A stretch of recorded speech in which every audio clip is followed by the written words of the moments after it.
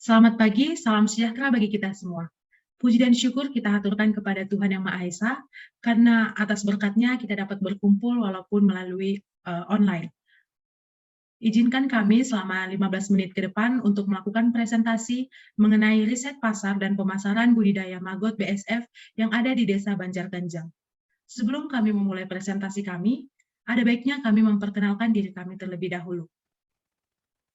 Yang pertama, Putri Sitinjak dengan NIM 21S19020. Selanjutnya Jusmita Tampu Polon dengan NIM 21S19021. Dea Sitorus dengan NIM 21S19031. Putri Samosir dengan NIM 21S19034. Dan saya sendiri Ruth Pasaribu dengan NIM 21S19045. Sebelum melakukan presentasi ataupun penjelasan lebih dalam lagi mengenai budidaya maggot, maka saya akan menjelaskan apa sebenarnya maggot tersebut. Maggot merupakan sebutan lain dari belatung ataupun larva dari black soldier fly atau disingkat dengan BSF. Maggot BSF adalah larva dari jenis lalat besar berwarna hitam yang terlihat seperti tawon. Lalat akan bermetamorfosis menjadi larva, dan larva tersebut akan digunakan sebagai alternatif pakan ternak yang kaya nutrisi sehingga mampu menutrisi ternak dengan baik. Usaha ini perlu dikembangkan dikarenakan memberikan dampak yang baik bukan hanya untuk peternak, namun memberikan dampak yang sangat baik juga untuk lingkungan sekitar. Dengan melakukan usaha budidaya maggot BSF, dapat mengurangi sampah organik dengan sangat baik di lingkungan sekitar kita. Selanjutnya adalah situation analysis. Di sini, daerah budidaya yaitu di Desa Banjarganjang yang mayoritas masyarakatnya adalah peternak ayam, bebek, dan juga peternak ikan lele. Pemasaran juga dilakukan bukan hanya di sekitaran Desa Banjarganjang, tetapi hampir di semua daerah Toba.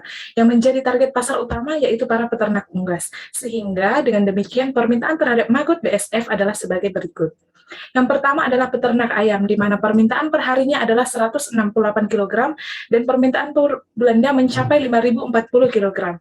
Yang kedua adalah peternak bebek, di mana permintaannya adalah 65 kg per hari dan permintaan per bulannya mencapai 1.950 kg per bulannya. Yang ketiga adalah ikan lele, di mana permintaan per harinya adalah 5 kg dan permintaan per bulannya mencapai 150 kg. Sehingga total keseluruhan permintaan maggot per bulan adalah 7.140 kg. Yang selanjutnya kita masuk ke dalam analisis SWOT, di mana analisis SWOT ini berfungsi untuk menemukan aspek-aspek penting dari kekuatan, kelemahan, peluang, maupun ancaman di dalam suatu perusahaan ataupun bisnis. SWOT ini perlu dilakukan karena ini mampu memberikan jalan keluar yang tepat bagi semua masalah yang terdapat pada perusahaan ataupun bisnis yang sedang dijalankan. Di sini dalam analisis SWOT pada maggot BSF, yang pertama adalah strength-nya atau kekuatannya. Terdapat 4, yaitu yang pertama, dalam proses budidaya dan produksi, menggunakan alat dan bahan yang mudah ditemukan di mana saja. Yang kedua, harga produk yang tergolong murah. Yang ketiga, produk memiliki kualitas yang baik, yang mengandung nutrisi yang baik untuk ternak. Dan yang keempat, sebagai salah satu alternatif dalam mengurangi limbah organik. Selanjutnya adalah weakness atau kelemahannya. Di sini kelemahannya yaitu yang pertama, produk yang dihasilkan hanya satu jenis saja atau monoton, yaitu maggot BSF. Yang kedua, pemasarannya yang belum terlalu luas, dikarenakan ini adalah produk yang tidak tahan lama. Yang ketiga, yang selanjutnya adalah opportunity atau peluangnya. Di sini yang pertama, yang menjadi peluangnya adalah pemerintah yang menggalangkan kebersihan lingkungan. Yang kedua, inovasi produk yang lebih organik. Yang ketiga, perkembangan teknologi yang semakin mendukung usaha budidaya maggot BSF. Dan yang keempat, pemasok kebutuhan produksi yang banyak. Selanjutnya adalah threat atau sebuah ancaman dalam pembudidayaan maggot BSF. Yang pertama, banyak pembudidaya maggot yang baru sehingga menciptakan target pasar dalam pembudidaya maggot yang sebelumnya menjadi kecil. Yang kedua adalah kemungkinan panen maggot yang gagal. Ini bisa dikarenakan cuaca ataupun pergantian musim di Indonesia. Selanjutnya competition. Maggot BSF merupakan jenis usaha yang bergerak di bidang pakan ternak. Seperti yang kita ketahui selama ini, jenis pakan ternak yaitu pelet. Sekarang ini, maggot BSF muncul untuk memberikan inovasi baru, sehingga usaha ini masih tergolong baru dibandingkan dengan usaha pakan ternak yang lainnya. Sehingga produk maggot BSF akan bersaing dengan produk pakan ternak berupa pelet. Dengan demikian, persaingan tersebut akan kami paparkan sebagai berikut. Yang pertama untuk produk. Kami mengambil perusahaan pakan ternak berupa pelet yaitu PT Japfa Confit Indonesia. Perusahaan ini memproduksi pakan ternak berupa pelet. Produk yang dipasarkan PT Japfa Confit Indonesia cukup diminati oleh banyak orang dikarenakan merupakan merek yang sangat terkenal. Namun ada kelemahan dari produk ini yaitu produk yang tidak bisa diecer atau dibeli kiloan sehingga terasa berat bagi para peternak kecil jika langsung membeli dalam jumlah yang besar. Yang kedua adalah harga. Harga yang ditawarkan oleh PT Japfa Confit Indonesia tergolong mahal, namun masih bisa bersaing dengan produk lain. Seperti yang kita lihat untuk maggot BSF, itu per kilonya Rp10.000 hingga Rp15.000, dan untuk pelet pada perusahaan PT Japfa itu Rp360.000 per karungnya. Pada saluran distribusi, PT Japfa Confit Indonesia menyalurkan produknya ke konsumen dengan cara tidak langsung, yaitu melalui reseller seperti toko-toko pakan ternak. Selanjutnya, produk offering. Produk yang ditawarkan adalah produk berupa pakan ternak, namun berbeda dengan yang biasanya. Maka BSF memberikan keunggulan yaitu pakan ternak organik, yang artinya tidak mengandung bahan kimia seperti yang ada pada pakan ternak lain yang sudah beredar seperti pelet. Maka juga merupakan pakan ternak organik yang mampu menyediakan nutrisi yang jauh lebih baik dibandingkan pelet. Adapun distribusi dari maggot BSF adalah memasarkan produknya sampai kepada tangan konsumen, yang artinya pengusaha atau perusahaan langsung menjual produknya yaitu maggot BSF langsung kepada konsumen. Jadi setiap pelanggan bisa langsung datang ke tempat budidaya dan membelinya langsung di tempat budidaya maggot BSF tersebut. Selanjutnya adalah marketing strategi. Yang pertama itu ada objektif, di mana bisnis budidaya maggot BSF didirikan untuk menghasilkan pakan ternak yang lebih sehat dengan kualitas yang lebih baik tentunya. Bisnis budidaya maggot BSF memiliki tujuan yang harus dicapai, antara lain yang pertama, untuk mendapatkan keuntungan melalui pemasaran yang dilakukan. Yang kedua, memenuhi kebutuhan pasar akan pakan ternak. Yang ketiga, meningkatkan ketertarikan bagi pelanggan mengenai alternatif pakan ternak yang lebih murah dan berkualitas. Yang keempat, memperluas pasar produk. Dan yang terakhir adalah meningkatkan citra perusahaan. Dan yang kedua ada target market, di mana kami melihat dari yang pertama, target demografis. Untuk target demografisnya, kami melihat dari pekerjaan, yaitu peternak unggas. Dan yang kedua, kami melihat dari sisi usia, di mana dari usia 20 tahun hingga 50 tahun. Dan yang ketiga, kami melihat dari pendapatan per bulannya, yaitu Rp700.000. Dan yang keempat, kami melihat dari jenis kelamin, dan jenis kelamin ini boleh laki-laki dan perempuan. Dan yang kedua, untuk target psikografisnya, kelas sosial kalangan pelanggan dari menengah ke bawah hingga ke atas, dan orang yang suka beternak. Dan yang ketiga, kami melihat dari target geografis, jadi seluruh peternak di wilayah Kabupaten Toba. Untuk yang ketiga, positioning. Dalam positioning, yang pertama itu ada penentuan posisi menurut atribut, yang kedua penentuan posisi menurut manfaat, yang ketiga penentuan posisi menurut pesaing, dan yang terakhir penentuan posisi menurut harga. Marketing strategi yang selanjutnya ialah strategis atau 4P, di mana dalam 4P ini terdapat 4 bagian yaitu product, price, promotion, dan place. Yang pertama untuk produk yang diproduksi dari usaha budidaya maggot BSF ini ialah maggot basah, dan untuk price, maggot dipasarkan secara kiloan dengan harga berkisar Rp10.000 hingga Rp15.000 per kilonya. Dan yang ketiga promotion, melalui sosialisasi ke beberapa peternak yang ada di sekitar lokasi pembudidayaan. Dan yang terakhir ialah place atau tempat, yaitu lokasi budidaya maggot BSF terletak di sekitaran Kabupaten Toba. Yang selanjutnya ialah marketing mix. Untuk mendukung implementasi strategi 4P dalam produk maggot BSF, terdapat beberapa strategi, yaitu mempertahankan harga maggot BSF, di mana hal ini dilakukan dengan tujuan untuk mempertahankan posisi dalam pasar. Yang kedua, menurunkan harga dengan tujuan jika pembudidaya sudah memiliki kemampuan finansial yang mapan. Yang ketiga, menaikkan harga dengan tujuan untuk mempertahankan probabilitas dalam periode inflasi, mengambil keuntungan dari produk, atau untuk melakukan segmentasi pasar yang dilayani. Dan yang terakhir ialah strategi promosi. Dalam hal ini bertujuan untuk menginformasikan, mempengaruhi, dan membujuk konsumen ataupun customer untuk membeli produk maggot BSF. Sehingga dari beberapa hal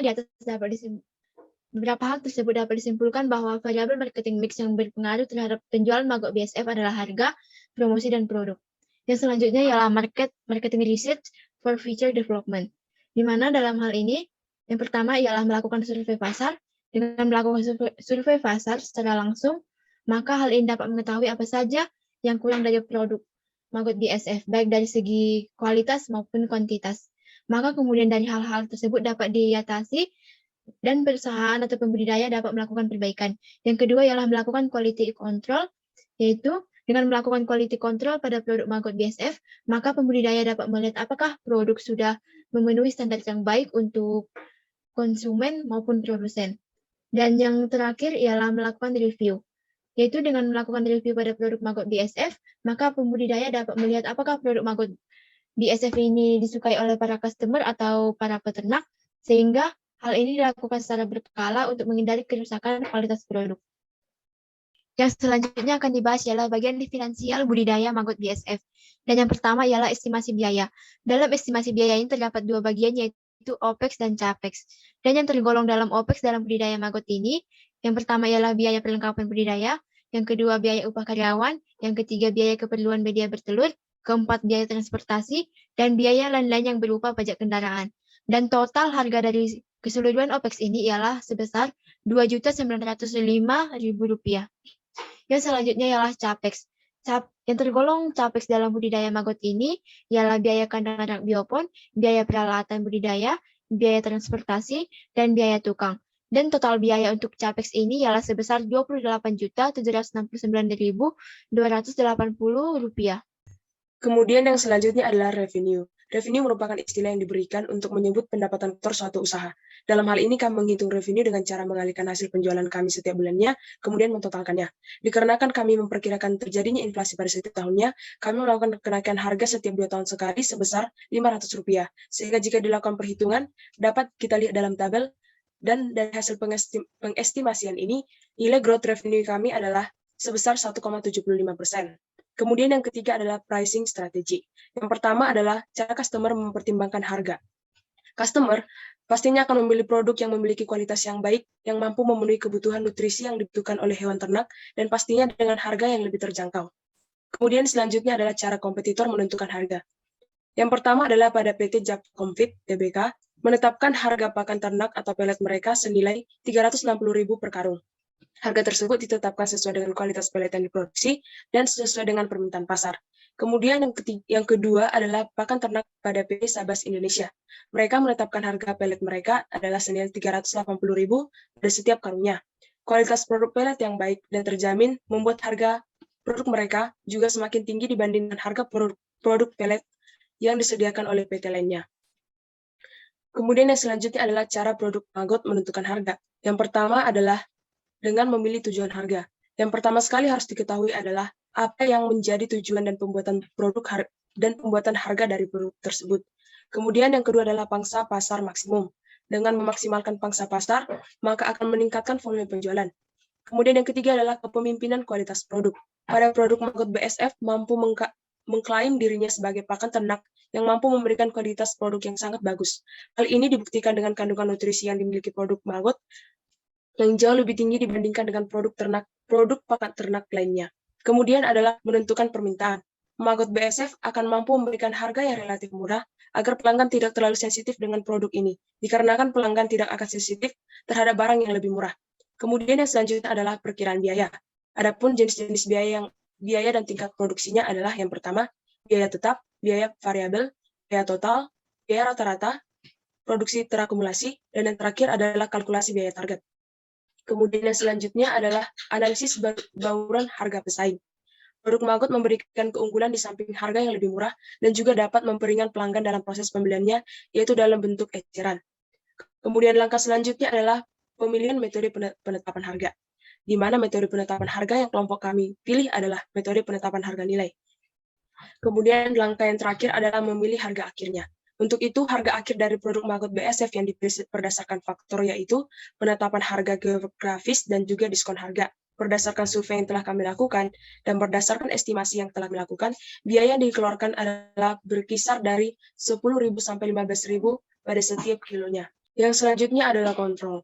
Pada bagian ini, cara perusahaan melakukan pengendalian terhadap kualitas kegiatan pemasaran yang dilakukan sehingga kegiatan tersebut dapat berjalan dengan lebih efektif dan efisien adalah dengan cara yang pertama melakukan perencanaan, di mana sebelum melakukan proses produksi perlu dilakukan perencanaan dan hal apa saja yang akan dilakukan beserta dengan anggaran biaya dan standar kualitas pemasaran agar setiap proses kegiatan dapat berjalan sesuai dengan rencana. Kemudian yang kedua adalah perawatan alat yang digunakan.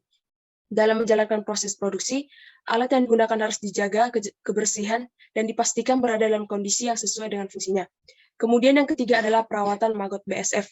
Agar menghasilkan produk yang berkualitas dengan jumlah yang banyak, maka perlu dilakukan perawatan bagi maggot, telur, ataupun pada lalat BSF-nya. Kemudian, melakukan quality control. Hal ini perlu diperhatikan sebelum proses pengemasan. Dan yang terakhir adalah mengontrol proses pengemasan. Dikarenakan produk yang dipasarkan adalah produk yang masih fresh atau hidup, maka harus memperhatikan proses pengemasannya. Demikianlah presentasi dari kelompok kami. Untuk kurang dan lebihnya, saya mewakili kelompok 4 mengucapkan mohon maaf sebesar-besarnya. Sekian dan terima kasih.